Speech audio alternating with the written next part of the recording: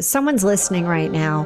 What's the best way to really get into the right mindset? Because the statistics out there, of course, they still put these things out, which, by the way, it's changing. We're just not hearing enough about it because they still want us to be, held in this vice grip of like, no, keep doing what you're doing. How do you coach people through this? Especially if it's a new entrepreneur, I really just help them continue to tap into what that future self looks like. Welcome, everyone, to yet another show at the Relaunch podcast. And I got to tell you, today, nothing gives me more excitement than when I get to interview somebody that I admire, that I look at what she's done and I'm like, yes, what an awesome relaunch, and be able to share that with you, my audience, so that you can be inspired with her journey as well. Because again, it's about harnessing from others and not having to try to figure it all out every single time, right? On your own. Why not leverage? What a great thing to be doing. And today I've got Bri Seeley. She is an entrepreneurial success designer who works with ambitious female entrepreneurs to create highly profitable businesses. Bri uses an inside-out approach combining hypnotherapy with custom strategy to help you to create long-term, you've heard this often, sustainable success, but on your terms.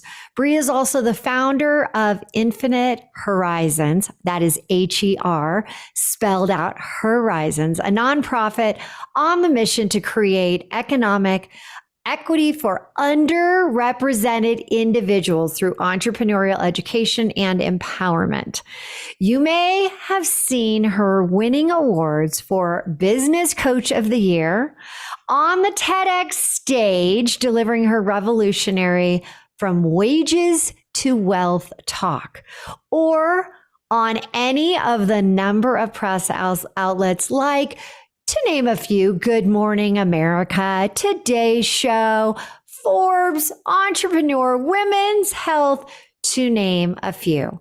But today, Bri is with us to literally share that it literally is a process. It is a accumulation of relaunches that have literally got her where she is today. Bri, so awesome to have you with me. Thank you so much for having me. And I have to agree, one of my least favorite terms in the world is figuring it out. I think it's such a waste of time, and it's such a benefit that we live in an era where we get to learn from each other in such a beautiful way. So I'm excited to be here, excited to connect with you and your audience and talk about the series of relaunches that I've been through in the last 20 years. Well, you know what I love about you is your willingness to, one, be vulnerable, be willing to open up. And I think you and I are cut from the same cloth in that we want, there isn't, competition. It's collaboration. It's, there are people that are going to be like, gosh, I need to hear this from you today, that I want to put you up on the pedestal so that if you can help people, then it's a win-win situation. So what I always like to do is I want you to think about the relaunches that you have. And yes, there's been a lot. And sometimes it's difficult to pick, the most impactful that has brought you to where you are today. But I'd love to go and talk about the one that you think literally changed the outcome, the trajectory. It switched where you thought you were going to be going. And so let's hear what that is and how you've now become where you are today. Yeah. So in 2015, I was running my own business. I was a fashion designer. So I had launched my own fashion label. I had a bachelor's and a master's in fashion design. And so it made sense for me to start doing fashion things. And I lived in an area where I couldn't get a job. There was no fashion industry. So I launched out on my own. Over the course of 8 years, I moved that business to Los Angeles. I was dressing celebrities. I was sold on Zappos.com. I was winning awards. I was like all of these amazing, crazy things. And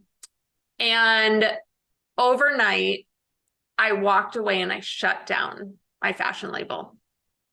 And we got, this is like, I think people need to hear this message. That's why I was so excited for you to come on and share this, because so many times you think like, okay, you're doing this 8 years, you were doing the fashion industry thing. What was it that all of a sudden you're like, you know what? I got to stop. I got to pivot completely. I got to do a massive relaunch.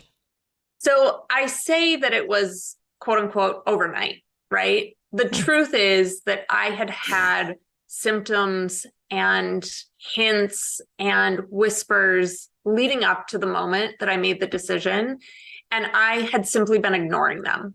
And this is part of the reason I love sharing this story, is because how many women listening to this right now know that they need to make a pivot, they need to make a relaunch, but they're unwilling to hear those whispers.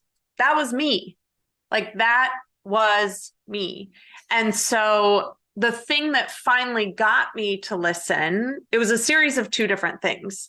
Well, actually, it was a series of more. First off, I had gone to a coaching retreat one weekend and knew that I needed to hire that woman to help me. And so I hired her. Literally the next day, I totaled my car.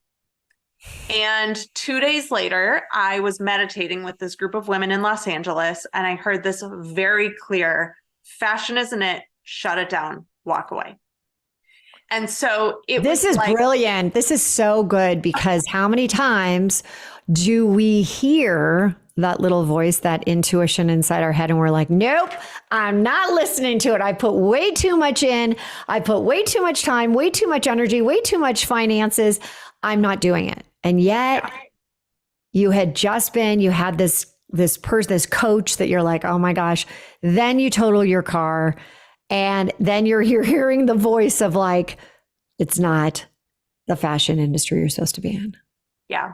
And but you did it. But Bri, you did it. You actually walked away. This is so like, I did. So good. And so good. Part of, like there are whispers and there are screams, and the universe will whisper at us for a long time. I'd been having panic attacks. I'd been having anxiety attacks. I'd had like depressive episodes. I had really truly wondered why I was on the earth. There was a lot going on behind the scenes, which is why I say, like, it happening overnight is kind of a misnomer. It looked like it happened overnight on the outside, but on the inside it had been coming for months. And so really it was that catalyst where I just needed the universe to slap me upside the head and be like, girl, you need to look, you need to see, open your eyes, open your ears, open your heart. Like, there's more available for you out there. And But what's interesting is that, you could say you peeled that, like you just ripped the Band-Aid right off, right? You're like, oh, but as you're saying, there was more to it. Tell us, at what point were you like, you know what? I'm really going to do this. I'm shutting it down. Let me ask you a very personal question here. Was the design business at the level of success that you wanted it to be? So that's part of it. It definitely was not. And there were definitely actions that I was not taking that needed to be taken, that, I definitely had the mindset, and I was in my 20s of, I'm a really good fashion designer. Like, I am very good. When I say I've dressed celebrities, like I've dressed Toni Braxton, I've been on The Bachelor. My dresses have been worn, right? I've had stuff go to the Grammys and like all sorts of things. I'm very talented. And so I was like, well, if I'm good, people will buy my stuff. And it was a very hard lesson in sales. I didn't want to have to do sales. I didn't want to have to put myself out there. I didn't want to have to make the connections. I didn't want to have to do any of that stuff. And so I was getting all these accolades and all of these people telling me constantly how talented I was. and I didn't have the sales to back it up. And so like part of it was brass tacks. Part of it was I also just wasn't feeling fulfilled. And there was this level of dissonance within me that I couldn't rectify. And there was, as much as I tried to like put a Band-Aid on it or ignore it or just keep working harder, or like it didn't work. And so like that breaking point came, and people ask me all the time, do you regret it? It's been, so that was 2015. It's been 8.5 years since I shut it down. Not once have I regretted it, because when that message came through, it was more like permission to myself. It wasn't new information. It was permission from the universe saying, there's more available for you out there. You can let this go. Okay. So Bri, you decide to literally do this. Like, I'm getting out of this business, as we discussed, ripping that Band-Aid off.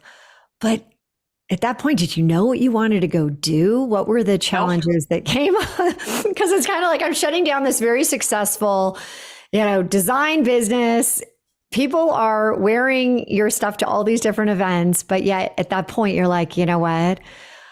I'm just going to go for it, but I have no idea. But give me space to try to figure it out. What was going through your head? What was going through my head was that I had just signed a contract with a $25,000 coach for a business that I now didn't have. That is so, I want everyone to hear that, right? Because you decided. Now, did you have $25,000 just, sitting around? I didn't think so. So this was a huge commitment. And you knew that somehow, like, this person, you trusted enough in yourself and this person that you're like, I'm going to get there. But how did you even know like where your identity was even going to go? I mean, like, we talk G zone. Hold on, Bri. We talk about G zone. G zone is that highest level. It's the growth zone where you're like doing things that really light you up, fill you up. You've got your gratitude zone. You've got this great zone, right? You're like in the moment. You're doing everything right. And as you said it, you've never looked back and said, should you be going back into that? So help us understand, because there are a lot of people out there that want to do exactly what you're doing right now and just go for it. But the fear, the limiting beliefs, the stories are holding them back. Well, and I will say this is one thing, like, I'm not going to sugarcoat it. It was hard. And it was really hard for 9 months. And part of the reason it was hard, and you hit exactly on it just a minute ago, is my entire identity was wrapped up in being a fashion designer. So all of a sudden, I stripped that identity away from myself, and I was like, I don't know who I am. I don't know the value that I have to contribute to the world. I literally did not have a backup plan. I didn't know what else I was going to do. And so, I was lucky. I was able to use some retirement money to sustain myself and, help get things going. But I had days and weeks on end where I was just in the fetal position in my bed crying because I literally had to go through an identity death. Yeah. And when you're going through something like that, if you're super attached to your titles and your labels and your things and your stuff, and you let all that go, you have to deconstruct. One of my favorite, if anyone's familiar with the tarot deck, my two favorite cards in the tarot are the Death card and the Tower card. And the Death card, because we are constantly going through that process. We are constantly going through the process of letting go what no longer serves us and then making space for what will. And the Tower card, because oftentimes things have to be deconstructed. If you're living in a house that has an unstable foundation, you have to go to the level of the foundation to fix it and rebuild it and shore it up in order to make sure that the rest of the building is safe and solid and sound. And so that's kind of what I did. I worked with that coach concurrently, doing that for myself, going through the death process, shoring up my foundation, figuring out who is Bri Seeley? What am I here for? Like, what's my bigger impact? While also then, questioning, and how can I use this to serve other people? How can I monetize this? How can I build a brand around all of this? So it was a very messy process, not going to lie. One of the metaphors that my coach used all the time was like, when you're baking a cake, you get like all the ingredients out of the cupboards and you put them all on the thing. And then you're like, flowers flying everywhere. And there, there's like stuff and there's oil and there's things like everywhere. I don't know. My kitchen does literally. That sounds a lot like when I'm cooking and baking. Yeah. Yep. Exactly. Yep. The mess. The mess is all around. It is that part, like you have to go through that part. You have to pull everything out of your proverbial cupboards. You have to throw some flour around and like see, what's going to stick. And like, it just is the process. And yes, you come out with a cake at the end, theoretically, right? But then that just is the catapult into another relaunch. And, it's a never ending process. So what's fascinating about, before you continue on, we often think like midlife crisis, men go through it, right? Women are like, I have no time for that. I have no time for a crisis right now. But yet so many of us actually have what I call an identity crisis. And it sounds like your identity death, as you said, was your own version of this identity crisis. And until you take everything out of the cupboards and you deconstruct and you start to allow yourself to have a little messiness within that process, it's really hard to move forward. And we as women, and I'd love to get your perspective on this, we hold ourselves up to, we have to have the recipe. We have to have the recipe. I need to know it's a half a cup of sugar and, it's 2 eggs and things like that. But yet for you, there was no recipe. I mean, you had somebody kind of helping you through, but you were trying to figure it out along the way. Well, and the thing that I've really found over and over and over again, not just in my journey, but in clients' journeys as well, is the more that we try to follow other people's recipes, the more that we're disempowering ourselves to find our own recipe. Because the truth is that every single human being on this planet has a different recipe. And we try to take the easy way and say like, oh, well, so-and-so just did it like this, so let me just do it like that. And it doesn't work that way. If you're not doing the work to figure out what your recipe is, if you're not doing the work to figure out who your future self is, if you're not doing the work to like really sit down and understand your unique contribution and how it expresses through you and what your zone of genius is and all of those things, you're going to be left searching over and over and over and over and over again. I see this a lot in the marketing world too. So many people say, well, so-and-so told me that if I just do this, this, and this, I'll have a 7-figure business. And then they come to me and they're like, I didn't build a 7-figure business. And I'm like, I know. But I followed all the steps. It just didn't work for me. I mean, that's what you're right. And my grandma used to always say it was the divine discontent, where we're like, why am I not happy with this? Why isn't this working for me? But I did everything she told me. He told me the steps. And now I'm feeling like an even bigger failure. Right? Well, and the thing that's missing from that ingredient list is our own unique divine wisdom. Yeah. And the truth is, so I didn't tell my parents I was shutting down my fashion business. They actually found out on Facebook, and I didn't really talk to a lot of people. I just did it.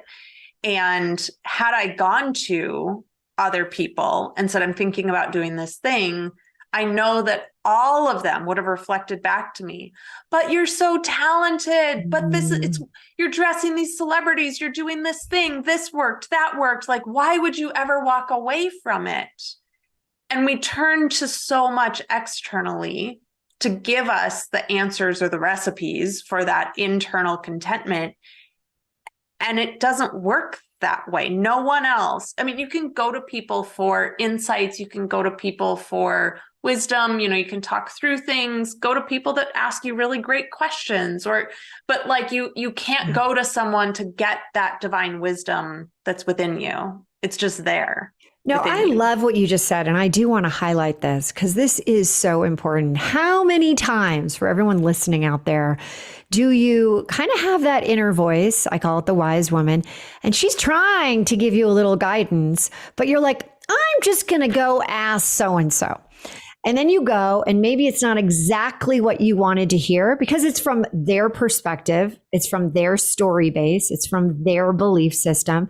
So then you go to another person and you do the same thing, and it's not quite what you want. And next thing you know, you've gotten all of these opinions, and you're now more confused than you ever were, right? Mm-hmm. Happens. It's so true. I love you did this. You took this step. You didn't go to your parents, although that is so unbelievable that they found out on Facebook. I mean, Bri, Mama Seeley was not happy. That is so classic. That is so like, now that I've gotten to know you, I'm like, oh my God, that's so incredible. But you decided, because you knew what people would say. You knew it. You knew that they'd be like, what, are you crazy? Like, you got this successful business. You've been able to do all this incredible stuff.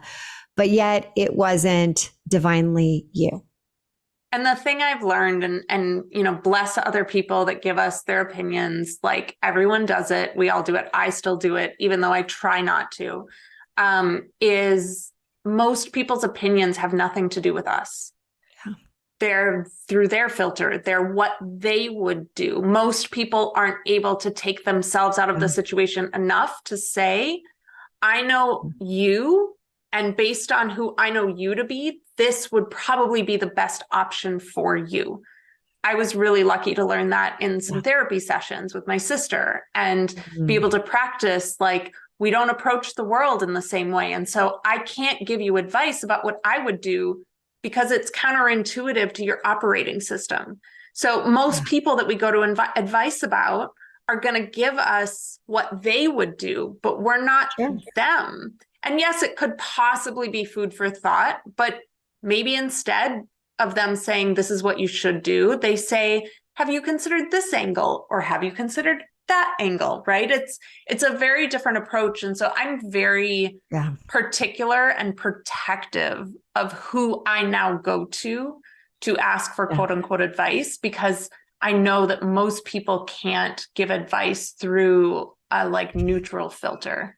Right. And it is, hey, I've been doing this. You and I have talked, I've been doing this for 23 years. It is a talent that you have to harness, build on, because you have to take yourself out of what is naturally inclined to just give your advice. Now, I do have to ask you, you've had a very successful TEDx talk. And the topic is From Wages to Wealth, the Future of the Female Workforce. What is this all about? And how was that process? Because I know there's a lot of people listening that may even be contemplating. I'm raising my hand right now. I'm in the middle of writing mine. That whole process around it. How was it?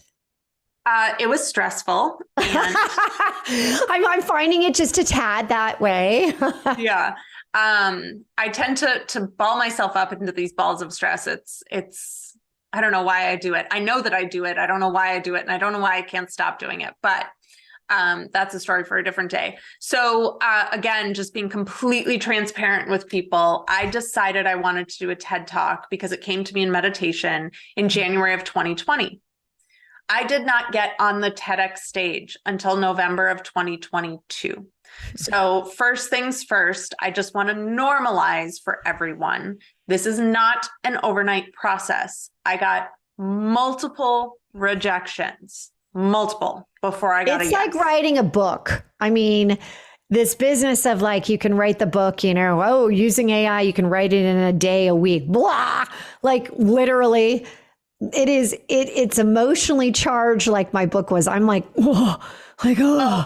And the thing I'll tell you too is that I got accepted and I sent my first draft in because I had spent all sorts of time writing this beautiful speech, sent my first draft in, and the organizers said, nope, put it in the trash and start again.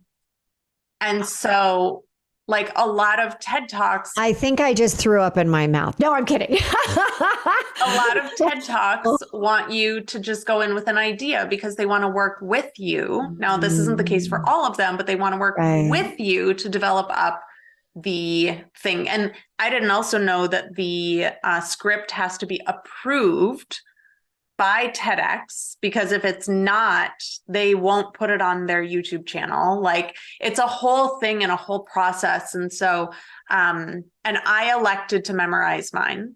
So I memorized the entire thing, except for the ending. How long was it? 13 minutes. So people need to know, 13 minutes, you memorized the whole thing. I mean, except the ending. Okay. And because you wanted that to be fluid as you were delivering it, or why didn't you?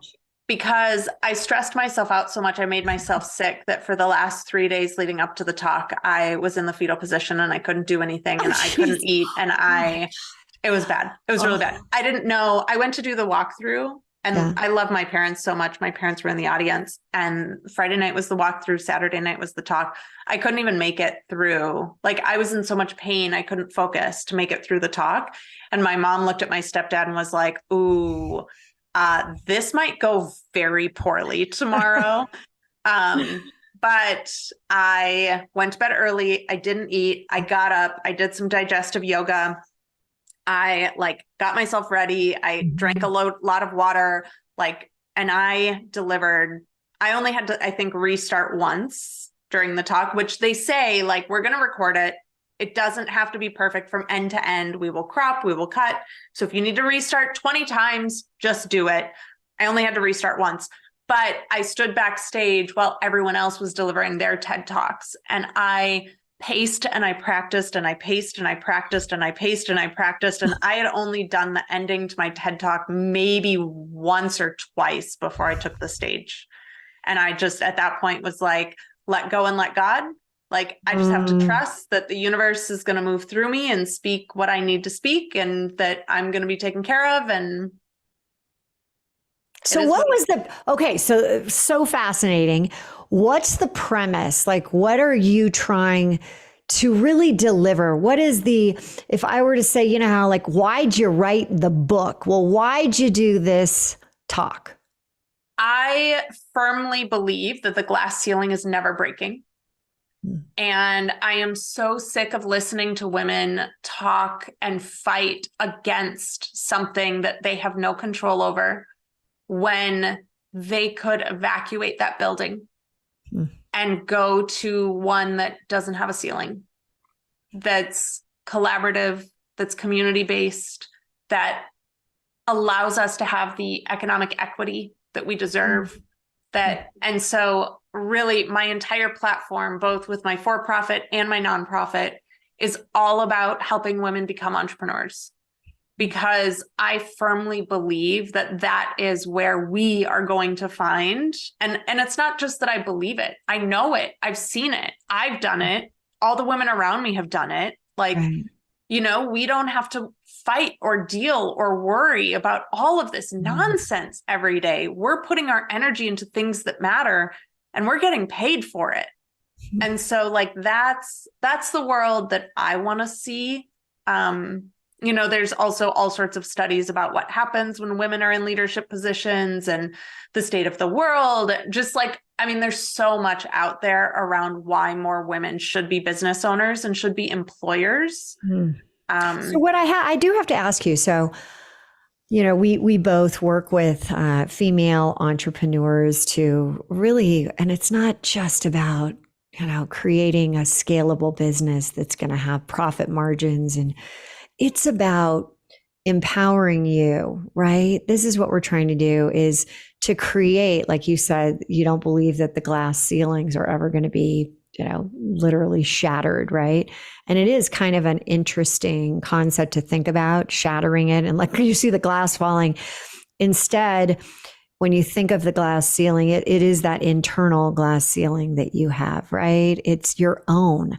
It's your own. And if you can, as we do mindset, peak performance, habit training, what do you really work with people to be able to take that, oh my God, I'm not going to get where I want doing this job. I'm going to become an entrepreneur.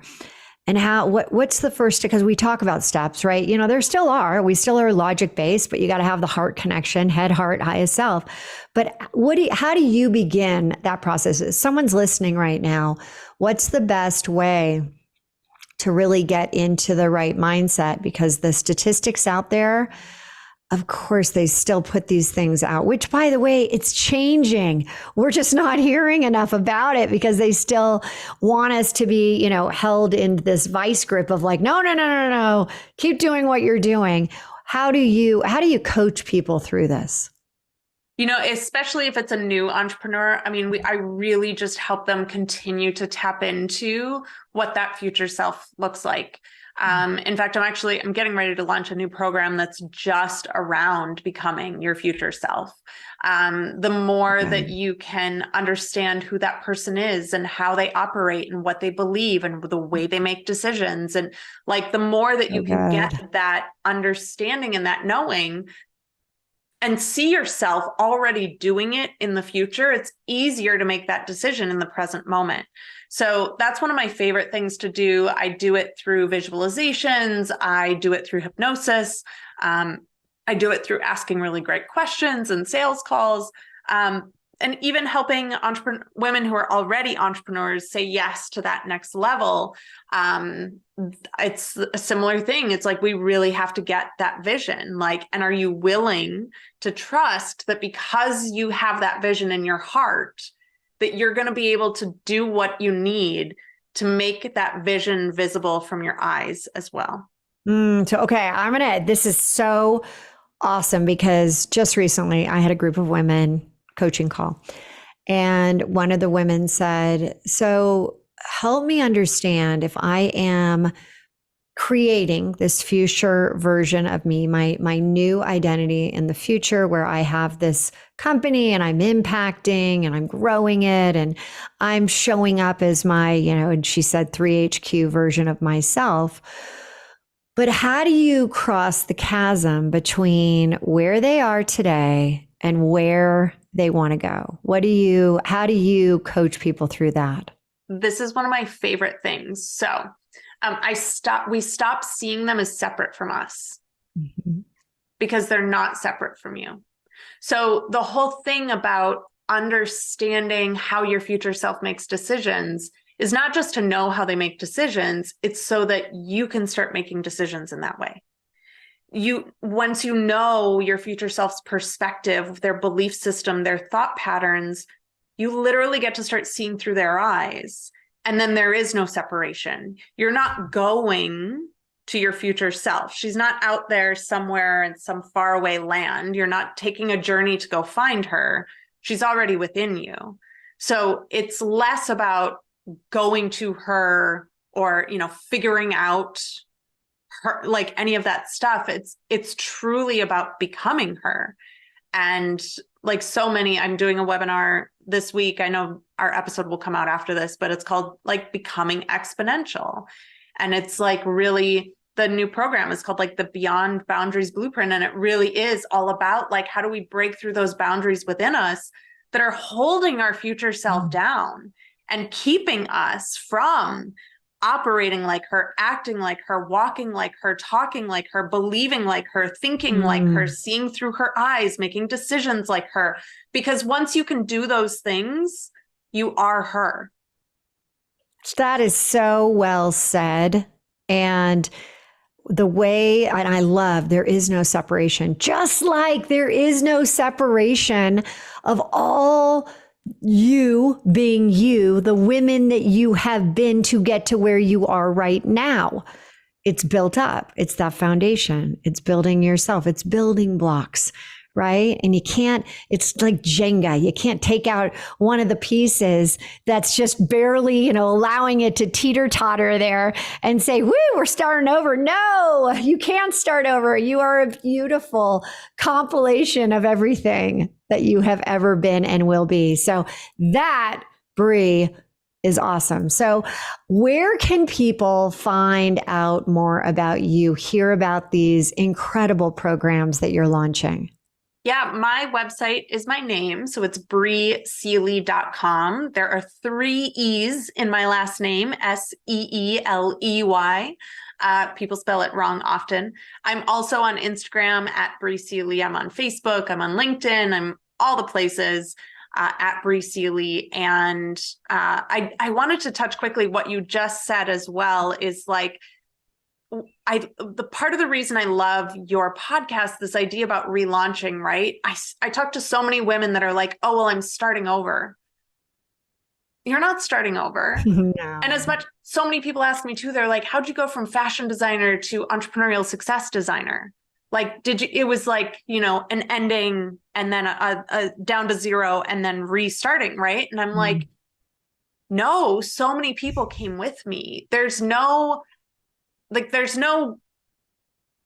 You're not starting over. That's like, I love this idea like you just presented of we're continuing to just build upon what we've done in the past. And even though your last step and your next step might seem very disconnected, it's all still within you. It's all of those puzzle pieces fitting together that it's amazing how much of my like creation through fashion comes into the creation process in business as well. Absolutely. I never would have seen it before. Someone pointed it out to me several years ago, and I was like, oh, yeah, I guess that is true, right? Like I didn't start from zero again. I wasn't starting over. Right. I was continuing my journey. Well, that's why people ask me all the time, why didn't you just call it launch?